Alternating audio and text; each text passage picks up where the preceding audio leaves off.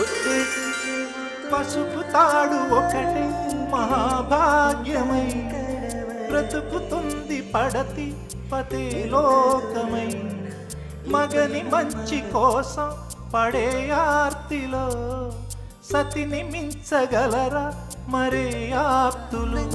ఎందుకున్నవి చేసి నున్నకే నువ్వు నచ్చవి నన్ను విడిచేసి స్వార్థము లేని త్యాగం